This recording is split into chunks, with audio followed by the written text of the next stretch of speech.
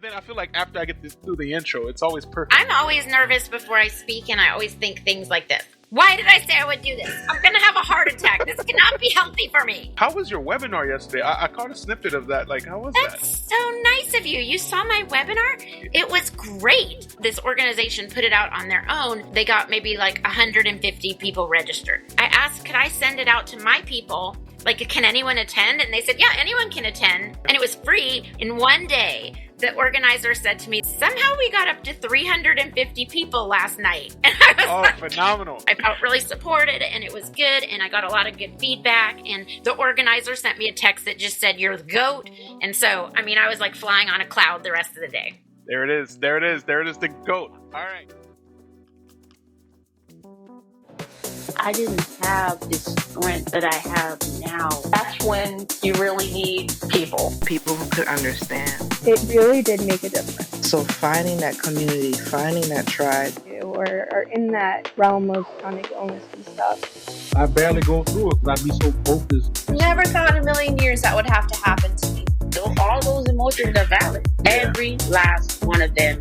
I was at a low point. Just kind of removing the stigma. Ladies and gentlemen, this is the Chronic Brew. Welcome back to the Chronic Brew. Today, we are joined by a guest who has spent over 2 decades reshaping how we think about our relationship with food, culture, and the healthcare system. Jessica Setnick is one of the most recognizable voices in the eating disorder treatment world, but her approach is anything but standard, okay? With a background in anthropology and a master's in sports nutrition, she looks at the why behind our eating behaviors through a lens that is both deeply scientific and profoundly human, okay?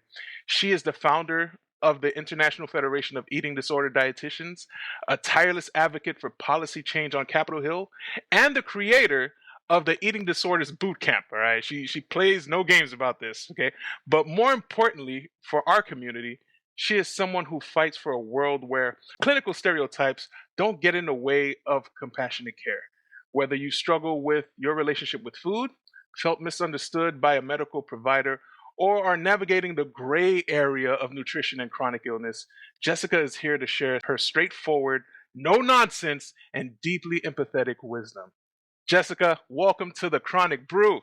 Thank you, Mr. Cool Beans. That was a really, really cool intro. I feel like I could be like Mrs. Cool Beans right now. Like, no shade if there is a Mrs. Cool Beans. I just mean I feel very cool from your description. I think she'll give a blight to that, you know? Just thank you so much for being here. Before we begin, just a quick housekeeping disclaimer. Before we dive into today's conversation, a quick note for our listeners. We're discussing eating disorders and dysfunctional eating behaviors today. For those of us in the chronic illness community, the relationship between our bodies and food can be particularly complex and sometimes really heavy. While Jessica's approach is incredibly compassionate, please listen with self-care in mind, all right? If this topic feels a bit too close to home or triggers a difficult space for you today, feel free to sit this one out or listen with a trusted friend. This episode is for educational purposes and supportive purposes only and isn't a substitute for medical advice or professional treatment. Take what serves you and just leave the rest if anything. All right, sounds good? Excellent. I'm ready. All right, awesome. Jessica, you know, here at the Chronic Brew, we start every episode with a segment called The First Sip. Okay, today we're playing a game called Sweet or Bitter. I'm going to give you a few chronic illness scenarios. You tell me if it's sweet, a win or a silver lining, or if it's bitter, meaning total frustration. For the last one, actually, you're going to give us a 10-second take on why you responded the way you chose. Are you ready to start pouring? Yes! All right, here we go. The first scenario. Bitter! Already? Just kidding. I just wanted to see what would happen. Yeah. Well, yeah, no anvils falling here, but let's go. First scenario. You feel like absolute trash, but your hair looks amazing. And 3 people tell you, but you don't look sick. Sweet or bitter? I know.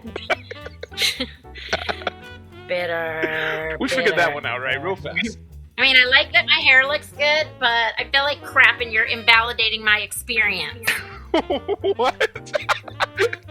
I'm just putting myself in the role. I'm not saying that right now. I'm just saying in that situation.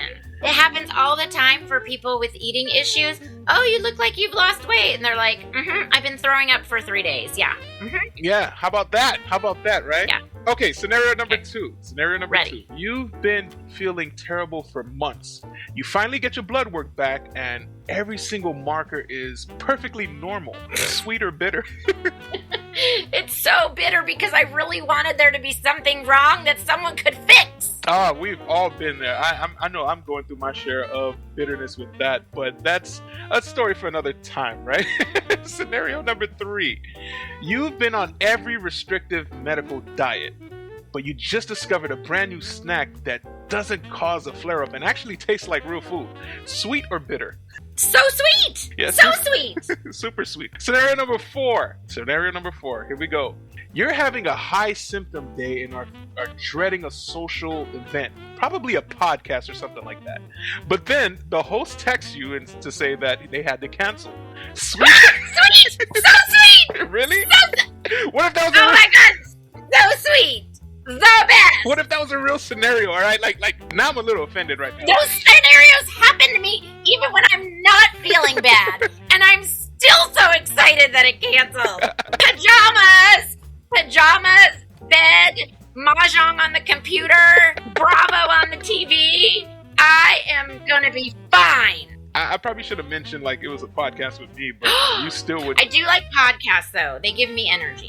you probably still would have chose sweet. Come on, it's me. And P.S. Who says I'm not in bed right now with my pajamas on doing this podcast? I'm just saying. Oh my gosh. I might be wearing my Peanuts sweatpants right now. Living our best life. And that's the beauty of remote podcasting, right? Yeah, people don't know the magic behind it, but that's the beauty of it, right? I'm not going to tell. Oh my gosh, no, but definitely sweet. I agree. You know, it's really funny how our perspectives change what's sweet or bitter based on our survival needs for that particular day, right? Yeah, that's true. You know, That's true. and speaking of that perspective, that actually leads me into your origin story. Sure. Why don't we go into the main conversation of the podcast today, right? I'm ready. Hey, this is Jessie, and you're listening to the Chronic Brew podcast. So, Jessica, you started with a background in anthropology before moving into nutrition. Yes. How does looking at humans as a species change the way you approach a patient relationship with food today? First, let me say no one has ever asked me this question in this way, and I love it so much. You're welcome. Anthropology, in case someone listening doesn't know, because by the way, I did not know what anthropology was until I became an anthropology major. It's just the study of humans is all it is. And so there's cultural anthropology, which is the study of how cultures develop. There's linguistics, which is about how language develops. There's physical anthropology, which is how our bodies develop. There's medical anthropology. There's all these kind of anthropologies, but it's all studying people and how people develop. Right. And so to me, that is a very big picture concept. So anthropology is the study of people from a population level. And to me, nutrition is the study of people on an individual level. So to me, it totally meshes. And so anthropology of nutrition, let's say, is how do we make the decisions that we make about food? How do we feel before we eat? How do we feel after we eat? What are the decisions that have developed over time as humans that helped us survive? We are all descended from the people who survived. So who survives when there's not enough food? The people who are like, oh, well, I guess there's not enough food, or the people who are like, out of my way, I got to get some food to survive. Right. The people who get hangry and irritable when they are hungry are the people we survive from. So that's why a lot of us get irritable and crabby when we are hungry. So to me, humans as a species is like there's these certain things that all humans have in common, and then we still have to go individual to each person. But what it does is it opens that world of like systemic influences. So everyone listening to this probably thinks they woke up this morning and decided what to eat for breakfast, or if they were going to eat breakfast, or if they were not going to eat breakfast. But the truth is, you had so many influences on you before you woke up this morning. Things like what food is in your house, what food is even available in your area to buy. Someone else made those decisions. What about what counts as food and what doesn't count as food? Are grasshoppers food or are grasshoppers not food?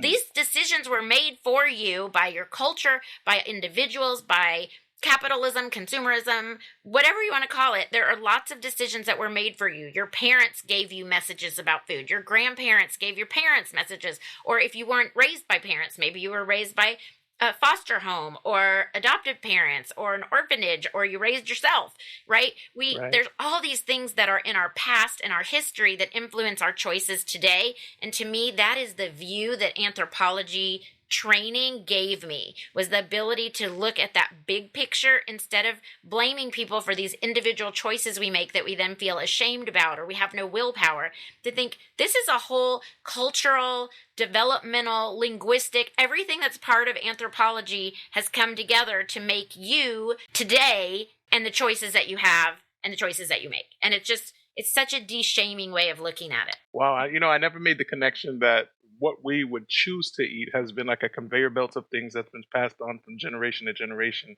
leading from our great whatevers all the way down. The information is almost like DNA-ish. Would you agree with that? It is intergenerational heritage. It's maybe some of it is in our DNA. What if you had, let's say, a great-grandparent who was lactose intolerant? I'm just making that up. Right. So there was never milk in that house because they didn't have Lactaid back then. Right. And so you grow up without milk, but you're not lactose intolerant. You go to a friend's house and they serve you milk and you're like, wow, this is good. What is this? But it's because you had an ancestor who is lactose intolerant, that even though your DNA does not have lactose intolerance, you're still sort of, you're following the code of their DNA. Right. Wow. So question for you now. Was there a specific moment or a patient zero in your early hospital career where you realized the standard medical protocol for eating disorders was missing a crucial puzzle piece? I hate to say this, but for people to take it seriously and understand that it was serious. I mean, when I realized that people were waiting a month just to get a call back from the hospital, like that is ridiculous. This is like a very serious problem. And so, yeah, I felt like the medical world, whether it's the administration of the hospital doesn't want to add staff, or they don't think the eating disorder program is important. I mean, people used to say things to me. I was like, we need more people. And they would say, well, the hospital's never going to give us more people. And I would say, well, then why don't they shut down the program? If they don't want to fund it or staff it correctly, why don't they shut it down? Well, they want to be a full service children's hospital. If they don't have a psychiatry unit, then they can't really say that. I'm like, well, that is the worst reason I ever heard of. Have a crappy eating disorder program so that you can say you have an eating disorder program, but not serviced properly. And so when another dietitian called me and said her daughter was in danger, and then it took a month for anyone to call her back, I was like, this is not okay. This is putting people at risk. This is putting me at risk, right? My license. And so that's when I went out on my own. I thought I can do this better on my own. Now, I know you guys can get a strong feel for the advocacy in her passion right now. And we're just going to continue the conversation, especially for many in our audience dealing with chronic illness. Food is often a source of pain or a trigger. Mm-hmm. How do you help someone distinguish between medical necessity, eating for symptom management, and the anxiety-driven restriction that leads to an eating disorder? Yes. Okay. So the number one thing that causes eating disorders is changing your eating under stress. So right there, that is like everyone with a chronic illness that requires a dietary modification. So everyone's at risk, right? And so we don't know who will develop an eating disorder or who won't. But I can tell you that medical necessity requires people to change their eating. Let's just use something so simple. You're allergic to strawberries. Don't eat strawberries. The end, right? Not strawberries. Right? But what happens when you feel like, but wait, I can't go to my friend's house because there might be strawberries there? What happens if you're starting to think, wait, I can't go to Pennsylvania because there might be strawberries there? Wow. I can't leave my house because there might be strawberries somewhere, right? So it's when it starts to really become more global, as opposed to like, I feel confident that I can avoid this one food and I will be okay, versus this food could jump into my mouth at any point, right? And I know I'm exaggerating, right, but that to me is sort of the biggest issue. Can you live your life well with this medical restriction, or is it impairing your functioning? And I have a whole handout actually on my site that you can get for free, which is about evaluating restrictions. And it goes through all these steps. Let's just use strawberries, okay? You're allergic to, or how about if I do with you, Mr. Cool Beans? What's something that you don't eat? What's something that you don't eat? Man. Pick one. We don't Mr. Cool Beans. You're on the spot. Brazilian walnuts. I don't know. Okay, great. I think that's two different things. I think you're talking about Brazil nuts. I'm sorry. Okay, that's okay. Pressure. That's okay. Brazil nuts. Okay, so we would go through and say, okay, Brazil nuts. Can you stay nourished without Brazil nuts? Yeah. You can. I can answer that for you. There's plenty of other things to eat. Okay. I also want to know, do you have the ability to avoid Brazil nuts? Do you, do you know what a Brazil nut looks like? Do you feel confident that if you go to a restaurant and they say, we have, I don't know, chocolate cake with nuts on it, you don't feel embarrassed to say, I just need to check that there's no Brazil nuts on there. I'm allergic to Brazil nuts. Like, you're not embarrassed to take care of yourself. Oh, right? yeah. I hear that. Yeah. Okay. Yeah. Okay. Then the next question is, what about the reason you avoid Brazil nuts? Is it, and you don't even have to tell me if you don't want to, but is it something that applies to you now? Or is it because, let's say, some celebrity you follow doesn't eat Brazil nuts, and so you're like, I want to be like them and I'm not going to eat Brazil nuts? Or is it like a legitimate reason, like you don't like it or you're allergic to it or it's not good for your condition? Right. So it's not like some kind of weird influencer thing. It's just for you. It's your choice. And so is your life better or worse without it? Can you have a happy, healthy life? Or are you obsessing all the time about where are Brazil nuts? Where are Brazil nuts? What if someone's trying to trick me and feed me Brazil nuts? Right? If you can have a happy, healthy life without Brazil nuts and you're not obsessing or stressing about it, great. And then the very last thing is your life better, healthier, safer, more enjoyable without Brazil nuts, or is your life worse, darker, more upsetting without Brazil nuts? And if it's positive, then go ahead, don't eat Brazil nuts. We have ruled out all the reasons that would be a negative for avoiding Brazil nuts. And yeah, go live life. No Brazil nuts.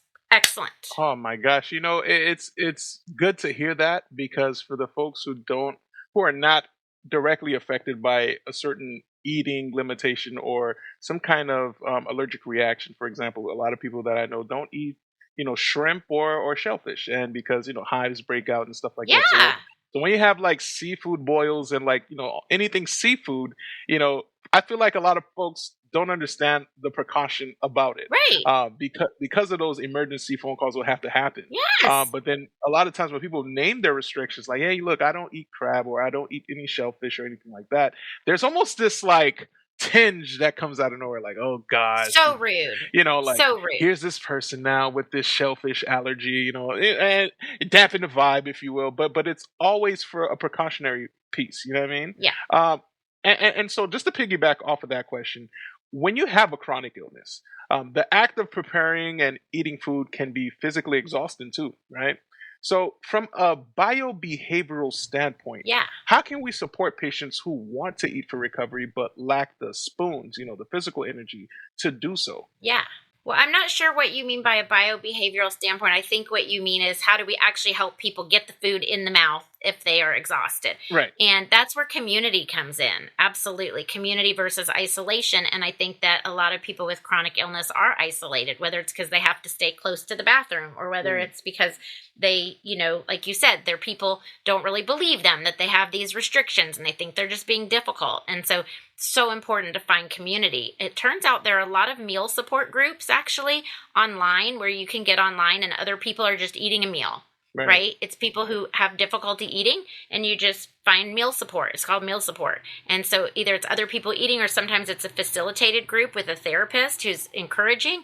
But the idea is that we can try to come together in community even when we are sort of isolated in our own homes. When it comes to getting the food, preparing the food, that kind of thing, I think that convenience food sometimes gets a really bad rap, but there's nothing wrong with convenience food. Frozen foods, canned foods. It depends on what your needs are, of course, but I think we need to focus on adequacy and getting in food and convenience, sometimes over whatever our perfectionist idea of how we should be eating is. And then I do think there are a lot of influencers that are bunk, but the ones that I like are the ones that talk about meal prepping, where you just get all the food, you get a lot of energy, or you invite a friend over, and together you make all these meals for the week, and then you put them in the fridge, put them in the freezer, and then all you have to do when it's time to eat is pop it in the microwave. And I mean, I hope that everyone has at least enough energy to pop something in the microwave or open a package, but you might want to have levels, right? So with eating disorders, we talk about levels of stress. when you are under a lot of stress, you don't have a lot of spoons left for figuring out meals. So you need to have a go-to thing. Maybe your go-to thing is a protein bar or something like that, where that's what you plan to eat under stress. Maybe when you are feeling really resourced and really safe and comfortable, you can have pizza, but pizza maybe doesn't feel safe when you're on the go. You need a certain special situation for pizza and supportive people around you, etc. And maybe it's the same thing for other chronic illnesses, where when you're in a low spoon situation, what are your go-tos that, like, literally, like, do you buy the cantaloupe that's already cut up because you don't even have the energy to, like, cut the cantaloupe? Right. I mean, a cantaloupe has rotted in my refrigerator before because I did not have the energy to cut the cantaloupe. If that cantaloupe had been pre-cut, Oh, you I would would have have eaten tore it it up. for sure. Right. I know cantaloupe isn't for people with CKD, but you get what I'm saying. I know. Potassium. Yeah, right. But I'm just, so it's sometimes we really have to focus on convenience. And yes, it would chap my hide to pay $5 for a bowl of pre-cut cantaloupe when I could buy a not cut cantaloupe for $2.50 or $1. But if that's what it's gonna take to make it feasible for you to eat it, I say sometimes we have to take the hit financially because that's what's going to make it edible for us. Yeah, and a lot more easier on our spoons, You've done significant research on this particular hidden struggle, orthorexia nervosa. Oh, yeah. I got to be honest. The first time I've heard anything about nervosa was in middle school when I first heard it coupled with anorexia nervosa. Yes. I never heard of orthorexia nervosa. For a lot of folks who are listening, they probably have that same stance where they don't know what that is. Could you break that down for us? Sure. It's a made-up word. Orthorexia just means right eating. It's just a made-up word by Stephen Bratman. He's a doctor. He's very interesting, and he noticed a lot of people in his practice were getting really obsessed with their food and how clean it was and how pure it was. And so he made up this name, orthorexia nervosa, meaning people are obsessed with the cleanness of eating. And then, it's sort of taken off now as a culture. And so it's very alluring for people to feel like, oh, yes, I need to eat clean. And then when you have a medical condition that requires a specific way of eating, it can really tangle up together and become an obsession. Wow, and I can imagine affecting the mental health aspect too. Oh, totally, yeah. Well, in a world that is, now that we know that, in a world that's obsessed with wellness and clean eating, how do we distinguish between someone being health conscious and someone who is actually in danger? Yeah. I totally hear you, because we don't want to say like, well, it doesn't matter what you eat, because it does matter. But how do you keep it sort of part of a healthy life as opposed to taking over your healthy life? And so I actually have another free handout on my website. We can link to these if you want to in the show notes. Absolutely. It's called Understanding Orthorexia. And basically it boils down to, is your life better, more expansive, more interesting because you are eating in this more nutritious way? Are you exploring new cultural foods? Are you feeling like you have enough to eat? Are you going to a new farmer's market to see what else might be there that you can eat? Are you trying new recipes that you find online? Are you limited, but yet your limits are actually helping you feel safe and feel positive about your body and food?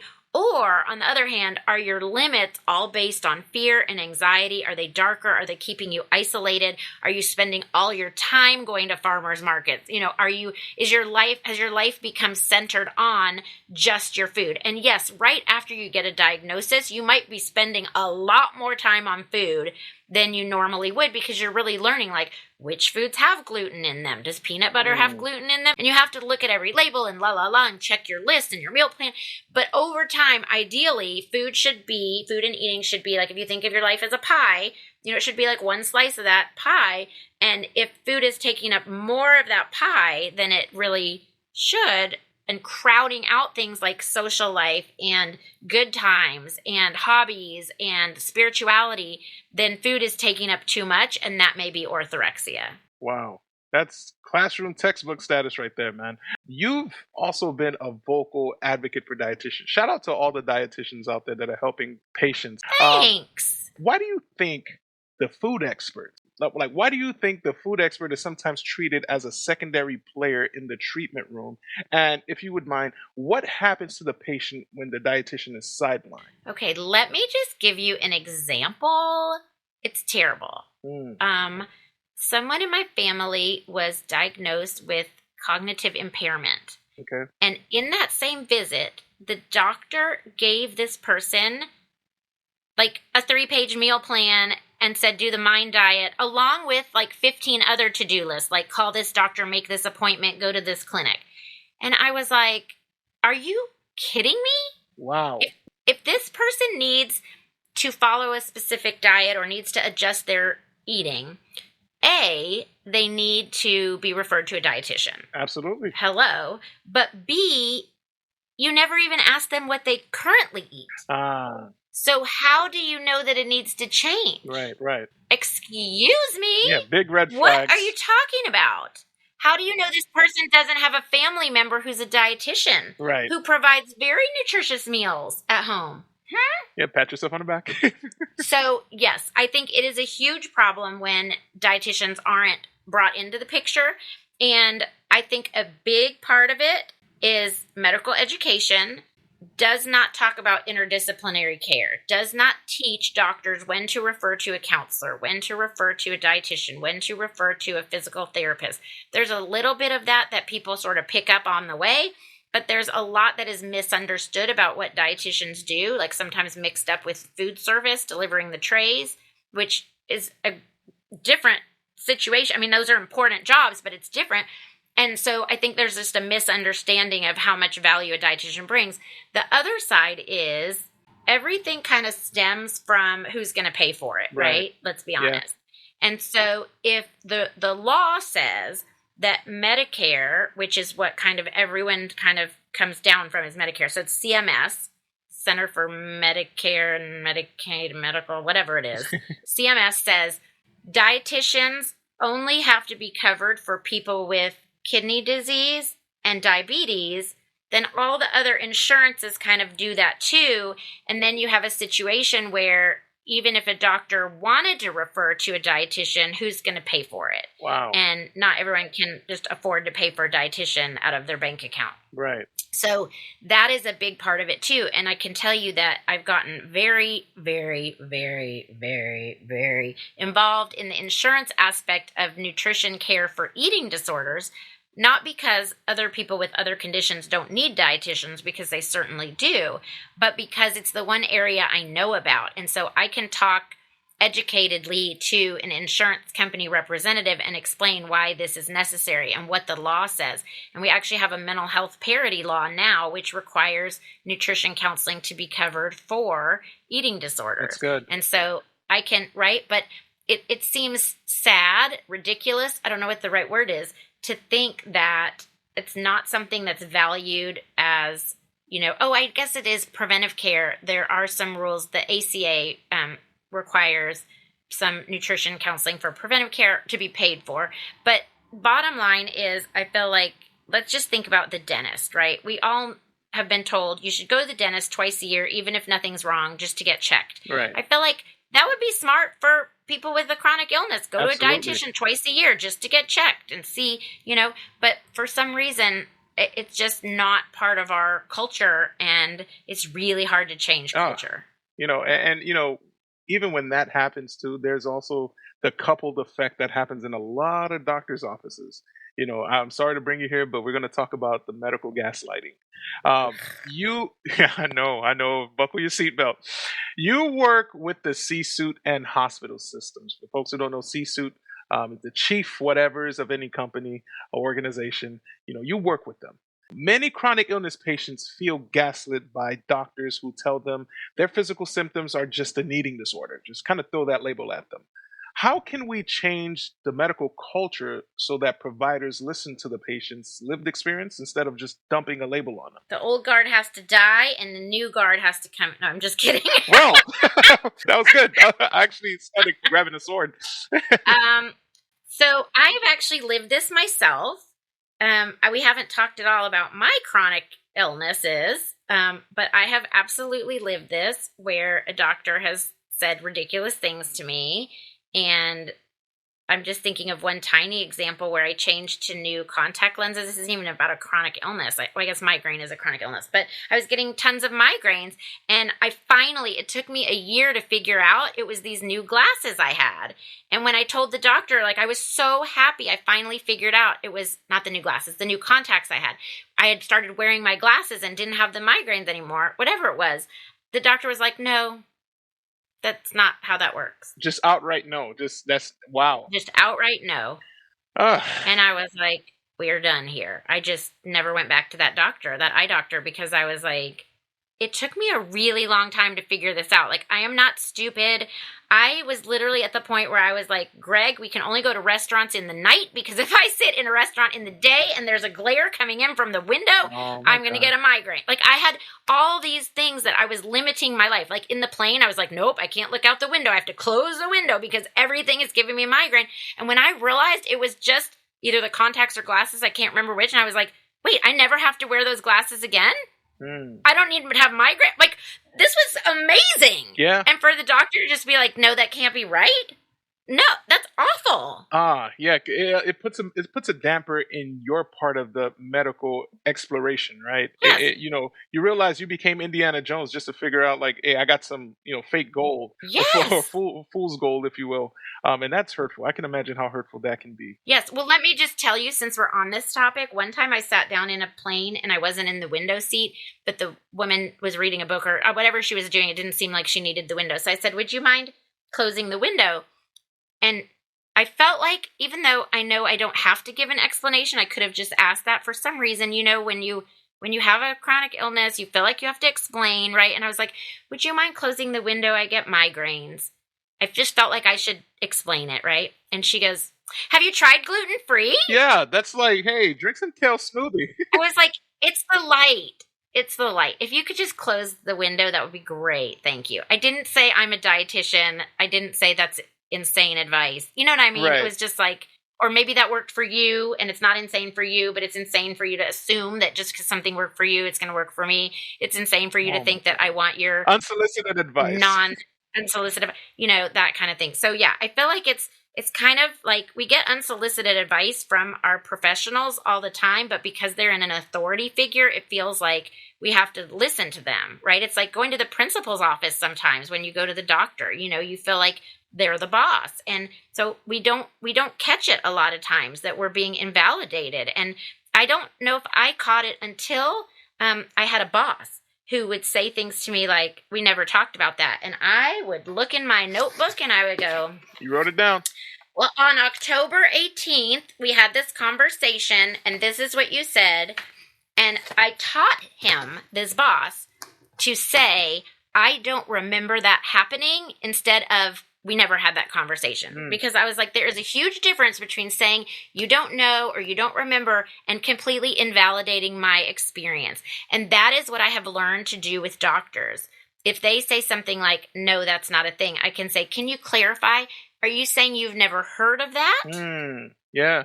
Or do you know for a fact that it's impossible? Right? Like that, because it's what I experienced. Kind of puts them in a hot seat. Yes, exactly. And like once I told a doctor, like, if I forget my medicine in the morning, can you tell me what to do? Like, should I take it when I remember it? Or should I wait till the next day and just pretend it never happened? Just take it the next day just like normal? Or do I take 2 the next day? Like, what should I do if I forget my medicine? And he looked at me like... deer in the headlights. I don't know. 3 heads just sprouted out of my neck. Yeah.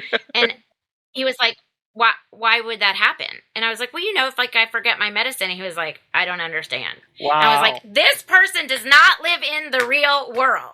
He cannot imagine a world where someone forgets to take their medicine one day. Wow. Yeah. Because he is the boss, I guess. And if you tell someone to take the medicine, I guess they are just going to do that. And even if there's like a baby crying and you have to go take care of them. But wait, I have to take my medicine. What is wrong with people? So I don't know if it's arrogance, if it's taught, if it's individual behavior, because I have had doctors who do not act like that. But I don't know. Were they taught to not act like that? Did they have a bad experience and a patient corrected them and helped them see how it was harmful? Like, what exactly happened? Because, I've heard all kinds of weird stuff that people have told me their doctors say, and it is not helpful. And I think part of it is that eating disorders are not taught about in medical school. And so eating disorders are going to be a problem anyway, but it's sort of shocking to think that happens in all areas. That happens with chronic illnesses. It happens with, I have a sleep disorder. And actually the same doctor who said that why would you ever miss a medicine, which that was the last visit I had with him, was the day he said that. But before that, he had said something to me that I almost flipped over my computer. that felt like gaslighting, but I kind of wasn't in the place where I was like, no, nobody can tell me. I wasn't ready to say that yet. I was building up to that. But what he said, I said, I'm not getting rested. I'm having terrible nightmares all night and I'm not getting any sleep. And he said, if you're dreaming, you're in REM sleep. And if you're in REM sleep, that means you're getting rested. And he completely told me, mansplained my own experience to me, doctor-splained. And I remember walking out feeling really invalidated, but I wasn't at the courage level where I could be like, if you're not going to listen to me, then I should not be seeing you. Because later I saw a different doctor and they were like, that's not correct. You said a couple things that blew my mind. First of all, I think a lot of times when we look at a doctor, we're enamored by the degrees and the time of study, that particular thing. Yeah. And we never make the connection that we can also get unsolicited advice from our doctors. I think a lot of people are, I think I'm blown back by that because we never make that connection that they can also be the facilitators of unsolicited advice. What would you say, or what would you recommend to be the approach in that sense? Should it just be open-ended questions instead of just giving sharp advice or dismissing? What should doctors approach? Well, from our point of view, I think we should write things down because then we have less of that white coat amnesia where we forget our whole life experience and we forget what we were going to say and we forget what we were going to ask. And so if you can document, this night I had terrible nightmares and I woke up and I was exhausted and I took 3 naps that day, or, you know what I mean? The more documentation and data you have as a patient, I think is helpful. It gives you courage because here's the information. From the medical side, I think that there's a real problem in our whole medical system because nobody's listening. Everybody's thinking where's the next place I have to be? Not everybody. A lot of our culture is sort of focused in that way. And so I think that in my experience, I love being a dietitian because we do have the luxury of time to actually get to know someone, find out what's going on.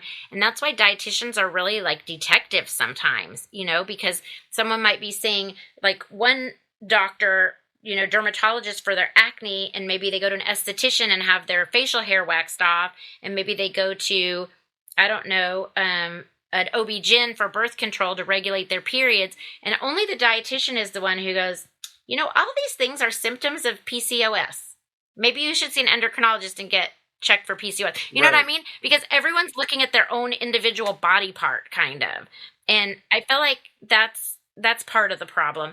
I don't know how to change it. I mean, that's something, I don't know if it's changing people's personalities or if it's sort of like mystery shopping where we send in other doctors to pretend they're patients. And then, afterwards they can kind of critique and say, by the way, I'm a doctor too. Right. And so it has weight. You know what I mean? I'm a doctor too. And I want to let you know that I know for a fact some of the things you said are not correct. And some of the things that you said made me feel invalidated or made me feel like I was reduced to a body with a weight instead of a person with an experience. Maybe that's the way. I don't know. What organization is going to start paying doctors to go pretend to be mystery patients? That would be amazing. Right. I would donate to that.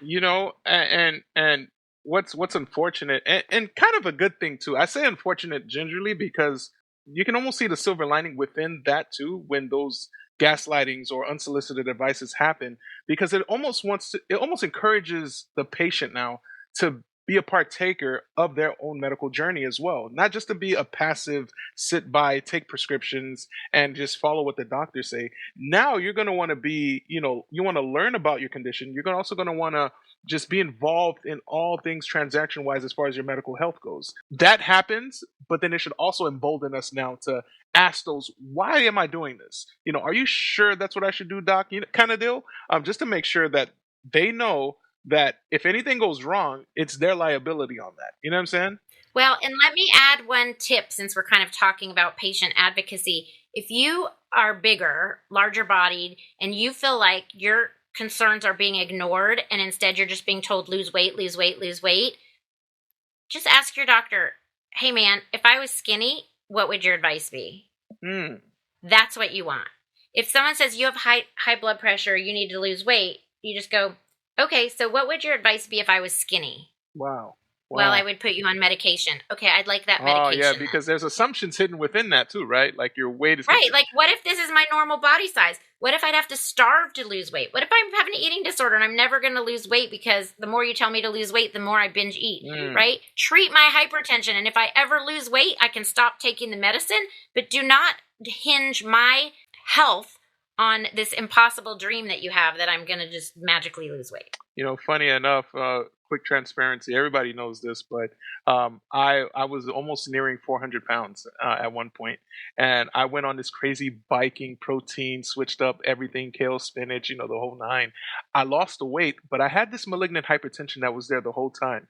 And with the bike ride, with the weight loss, that hypertension didn't budge 1 inch. It was still stroke level. I mean, I looked great, but you know, it was still at that high, and doctors always said, you know, lose weight and the blood pressure comes down. Well, take a look. I just used that example not knowing that about you. Yeah. So I feel like you are the perfect textbook example, like you said before, textbook example of why someone should be treated for their condition and not just told to lose weight. Wow, I should have a poster somewhere in the hospital. You could have stroked out riding your bike, and they would have said, oh, it's because he was fat, man. He just really needed to lose weight. You know, and you know, I really, you know, and not just at the hospital level, on a cultural level too. Mind you, I'm Caribbean.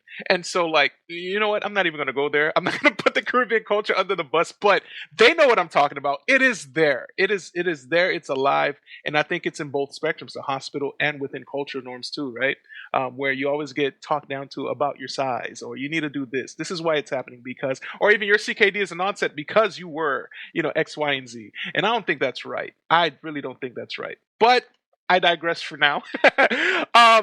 So back to you, Jessica. You've been in this field for over 25 solid years. My goodness, what are you doing with your time, girl? I'm busy. Listen, okay, so since you've seen so many years, you know, of things coming in, so many new things coming out, what is one truth about eating disorders that you believed 20 years ago that you've since completely changed your mind about? Yeah. So 20 years ago, I would have said that if someone wasn't getting better in the outpatient setting, that they really needed to go to a residential eating disorder treatment center. And now the culture of eating disorder treatment centers has become very toxic in a lot of cases. There are a few exceptions, but a lot of the eating disorder treatment centers have been bought by private equity. And so then it just becomes about profit and not caring about the people and not caring about the staff. And so the turnover is terrible. All the people working there are really junior and don't really necessarily have the experience or expertise level. And so now if someone isn't doing well in the outpatient level, I might recommend that they go to a medical floor as opposed to going to a residential treatment center, maybe a medical floor in a hospital, rather than even a psychiatric floor in a hospital sometimes. But a residential treatment center might end up being like one of my last choices now. I would really want to try to figure out if we could do in-home care or video care or something else, because I think that some of those residential facilities are creating lifetime patients accidentally or on purpose. I don't know which one, but wow. That is a big change that I've seen over the 26 years I've been in the field. Now, I did talk about earlier your legacy of, you know, advocacy on Capitol Hill. The Nutrition Care Act is a major part of your mission.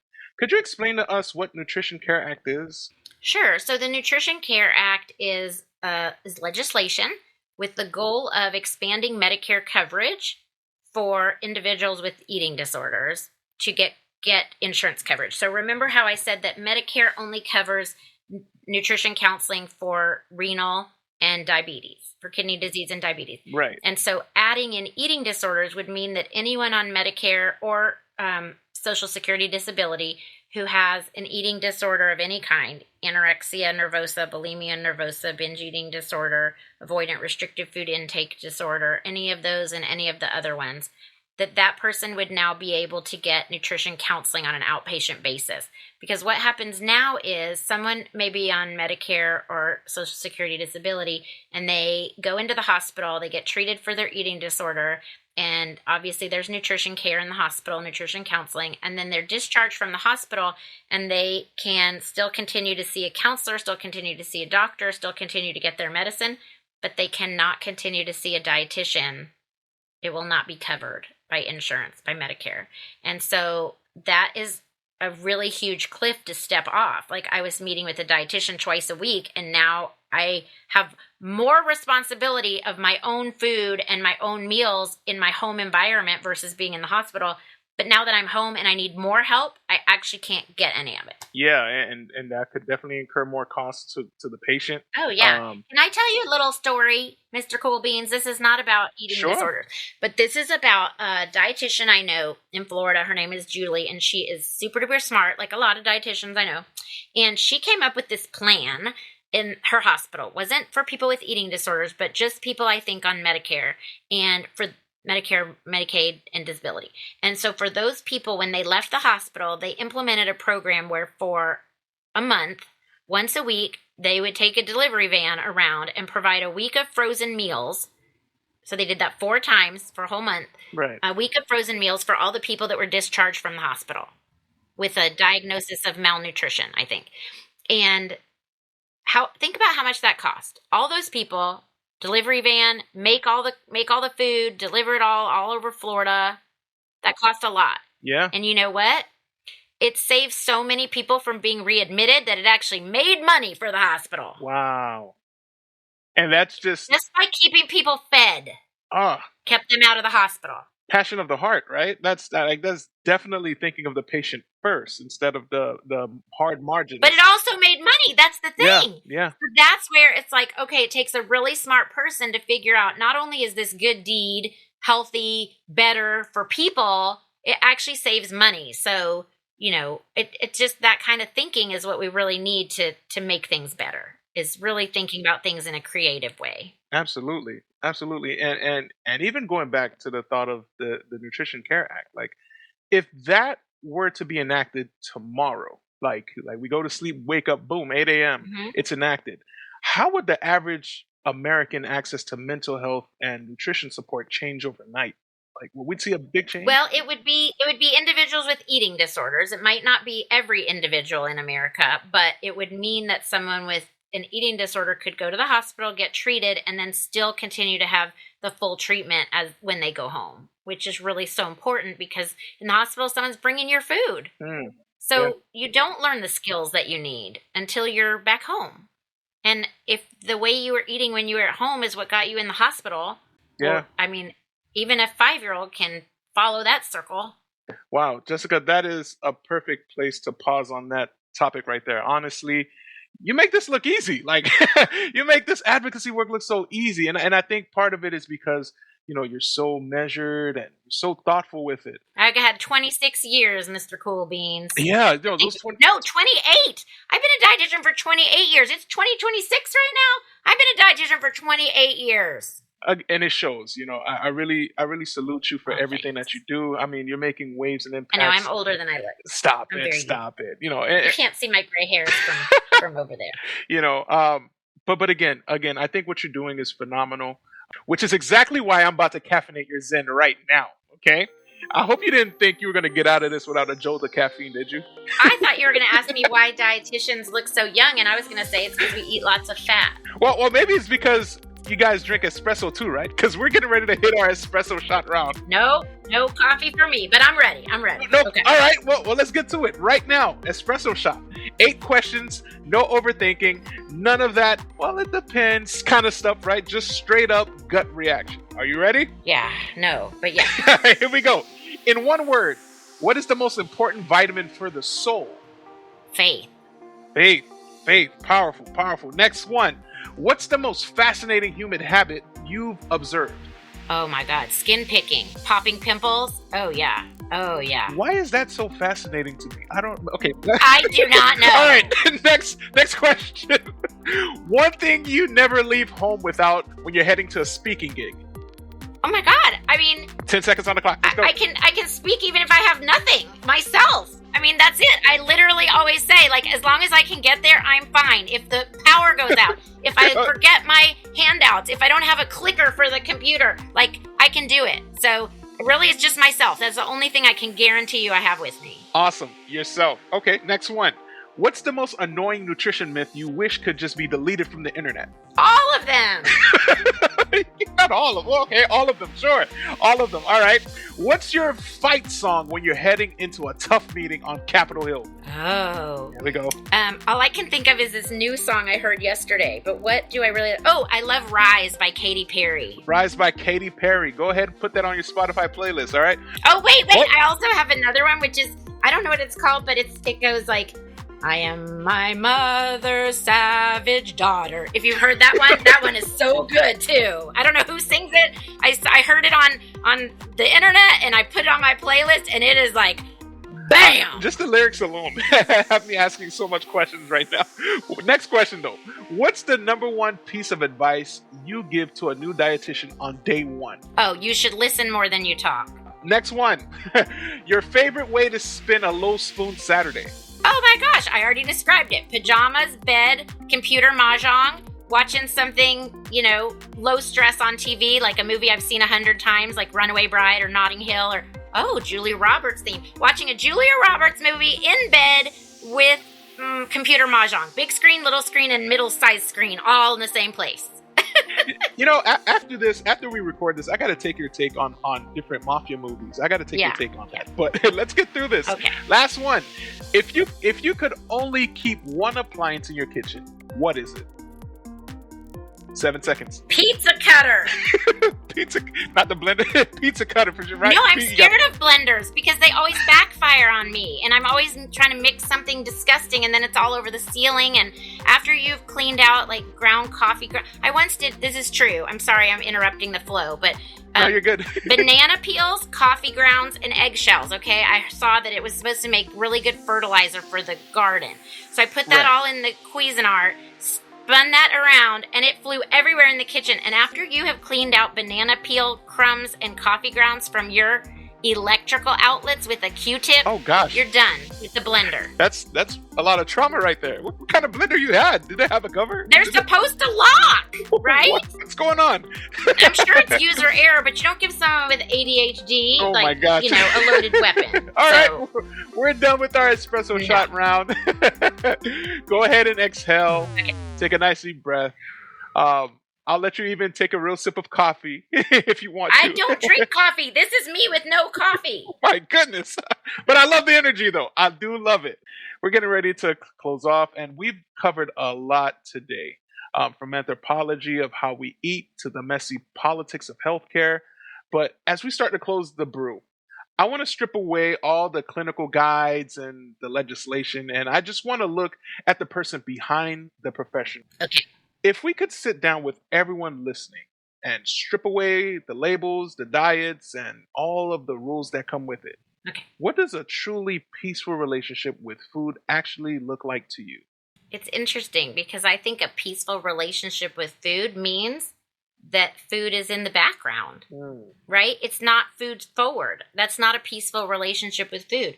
A peaceful relationship with food is that I feel confident that wherever I go, I will figure out what to eat. And if the right food isn't there for me, I'm okay because I've got food in my backpack ready for me. It's not worrying about food, thinking about food only during the times when I have to get it, prepare it, and eat it. And then the rest of the time, food is just in the background. Right. And I feel like that the thing that is the most sad to me about this country is the idea that it is 2026 and there are still people who don't have enough food to eat. Yeah. That is ridiculous because food cannot float into the background of your life if you're hungry all the time, or if you don't know where your next meal is going to come from, or you don't know if your money's going to stretch till the end of the month for food, or you don't know if your kids are going to be able to have lunch at school, that is just something we should be able to change, because I think everyone deserves a peaceful relationship with food. And anyone who doesn't feel a peaceful relationship with food right now, get in touch and I will help you find someone who can help. Phenomenal. And Jessica, I came across this the other day. February is Eating Disorder Awareness Month. What are some ways that people can help advocate for eating disorders across social media and all different types of platforms? Oh, I mean, if someone wants to help, get on my email newsletter list. So you just go to jessica@jessicasetnick.com and a pop-up will come up. You get on the newsletter list, and I will be sending out social media posts that people can share. Yeah. That would be great. Oh, yeah. Because we have, I created with a tech person an app that writes appeal letters. If someone's eating disorder nutrition counseling is denied by their insurance, it writes an appeal letter for them. And we want to really spread the word about that during Eating Disorders Awareness Week in a couple weeks.